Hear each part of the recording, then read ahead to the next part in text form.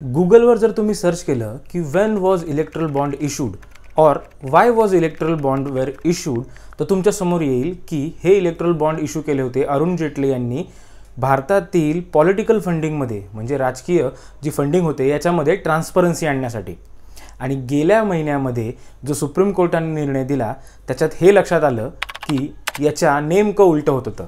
हे erectile bond transparent तर नव्हतेच, पण भ्रष्टाचार करण्याचा एक नवीन मार्ग ह्या मोदी सरकारने शोधून काढला। यावर शिक्कामोर्तब सुप्रीम कोर्टाच्या गेल्या महिन्याच्या जजमेंटने झालं। आज त्याची लिस्ट बाहेर आली आणि ही लिस्ट बाहेर आल्यानंतर सर्व भारतभर चर्चेला उधाण आले। अर्थात गोदी मीडियाचे चॅनल सोडले तर तिकडे फक्त अबकी बार 400 पार याच गमजा चालू आहेत, पण खऱ्या अर्थाने ज्यांना रिपोर्टिंग करायचे त्यांनी या मुद्द्याला हात घातला की लोकशाहीसाठी इलेक्ट्रल बॉन्ड हे किती महत्त्वाचे आणि किती धोकादायक ठरले। आजच्या या व्हिडिओमध्ये आपण तेच समजून घेऊया फक्त 3 कंपन्यांच्या उदाहरणापासून। नमस्कार, मी साईराज पवार। आता हे इलेक्ट्रल बॉन्ड इश्यू केले होते 2017 सालीपासून। 2017 साली जेव्हा अरुण जेटली यांनी हे इलेक्ट्रल बॉन्ड आणले त्याआधी इलेक्शन फंडिंग होत नव्हती का? तर होत होती, आणि प्रामुख्याने ती व्हायची कॅशच्या मार्फत। त्यामुळे जेव्हा इलेक्ट्रल बॉन्ड आणण्यात आले त्यावेळेला असं सांगण्यात आलं की ही कॅश फंडिंग बंद होईल आणि इलेक्ट्रल बॉन्डमुळे एक डिजिटल फुटप्रिंट असलेली पॉलिटिकल फंडिंग होईल। याचा अर्थ असा की जे इलेक्ट्रल बॉन्ड असतील हे विकत घेण्यासाठी तुम्ही कॅशचा वापर करू शकत नाही, तर तुम्हाला चेक किंवा इतर कुठल्याही डिजिटल माध्यमातूनच तुम्हाला हे इलेक्ट्रल बॉन्ड खरेदी करावे लागत होते।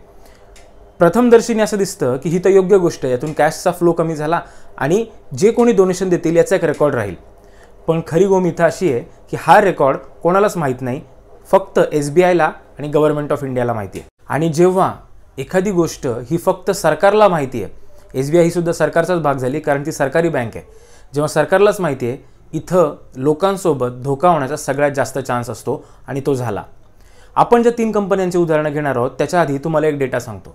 ज्या टॉप 30 म्हणजे सगळ्यात जास्त डोनेशन केलेल्या ज्या 30 कंपन्या इलेक्ट्रल बॉन्डमध्ये आहेत त्या 30 कंपन्यांपैकी 14 कंपन्यांवर सरकारी एजन्सीजची कारवाई ऑलरेडी झाली आहे।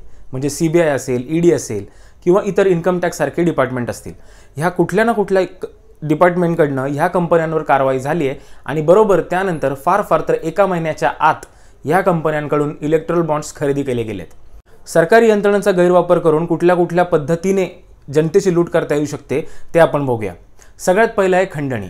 खंडणीखोर म्हणजे काय, तर इथे सरकारने किंवा सरकारच्या काही एजन्सीजने कंपनीला ब्लॅकमेल करून त्यांच्याकडनं काही पैसे उकळले असं आपण म्हणू शकतो प्रथमदर्शनी।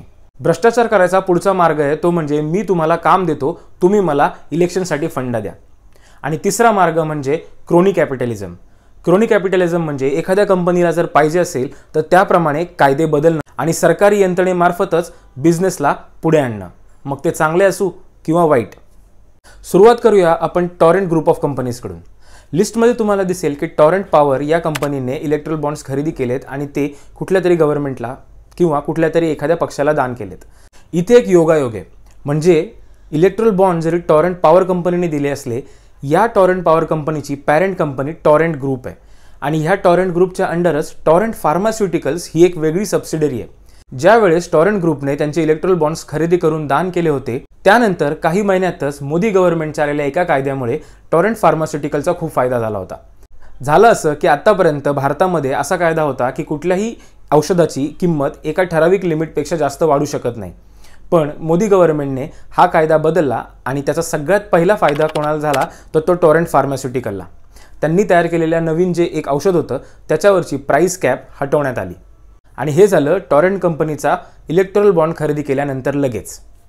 यालाच म्हणतात क्रोनी कॅपिटलिझम, जिथं एखाद्या उद्योगपतीसाठी कायदेसुद्धा बदलले जातात। पुढची आपल्या व्हिडिओमध्ये चर्चेत असलेली कंपनी आहे ती म्हणजे वेदांता कंपनी। तुम्हाला आम्हाला ही कंपनी चांगलीच माहिती आहे, तीच कंपनी ज्याच्यावर आपण आधी एक व्हिडिओ केला होता, वेदांता फॉक्सकॉन कंपनी, त्यातलीच ही वेदांता कंपनी। ही वेदांता कंपनी ह्या लिस्टमध्ये येण्याचं कारण म्हणजे त्यांनी डोनेट केलेले 400 करोड रुपयाचे इलेक्ट्रल बॉन्ड्स। हे उदाहरण आहेत की तुम्ही आम्हाला फंड द्या आणि आम्ही तुम्हाला काम देतो। 400 करोडच्या दिलेल्या इलेक्ट्रल बॉन्ड्सच्या बदल्यात असं म्हणता येईल की त्यानंतर वेदांता कंपनीला हजारो कोटींचं कॉन्ट्रॅक्ट मिळाले। आणि हा काही योगायोग ह्या एकाच कंपनीबद्दल घडलेला नाहीये, अशा अनेक कंपन्या ह्या लिस्टमध्ये सापडतात। पुढची आणि सगळ्यात मोठी कंपनी याच्यामध्ये ज्यांनी सगळ्यात जास्त इलेक्ट्रल बॉन्ड खरेदी केलेत, जवळपास 1400 करोड रुपयाचे बॉन्ड खरेदी केलेत, ती म्हणजे फ्युचर गेमिंग कंपनी। आता ही फ्युचर गेमिंग कंपनी उत्तम उदाहरण आहे खंडणी वसूल करण्याचं, कारण ह्या कंपनीचे जे मालक आहेत सॅन्टियागो यांच्या ह्या कंपनीवर जवळपास ईडीच्या अनेक वेळा धाडी पडल्यात.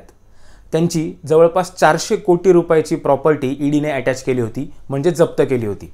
आणि त्यानंतर 1400 कोटी रुपयाचे इलेक्ट्रल बॉन्ड ह्या कंपनीतर्फे देण्यात आलेले आहेत. आता ह्या 3 उदाहरणांवरनं आपल्याला क्लिअर होईल की इलेक्ट्रल बॉन्ड हे किती ट्रान्सपरंट आहेत. झालं असं की SBIने आज जी लिस्ट जारी केली आहे त्या लिस्टमध्ये आपल्याला असं दिसून येतं की कुठल्या कंपनीने किती बॉन्ड खरेदी केलेत, आणि हे बॉन्ड ही अमाऊंट जर आपण त्यांच्या नेट प्रॉफिटवर बद्दल पाहिली तर अत्यंत तफावत सापडते. आणि ही तफावतच शंकेला जागा देते त्या मनी लॉन्ड्रिंगच्या. मनी लॉन्ड्रिंग म्हणजे काय? कुठले तरी एक पैसा एका कंपनीच्या मार्फत, ब्लॅक मनी जो असतो तो एका कंपनीच्या मार्फत व्हाईट मनीमध्ये कन्वर्ट केला जातो.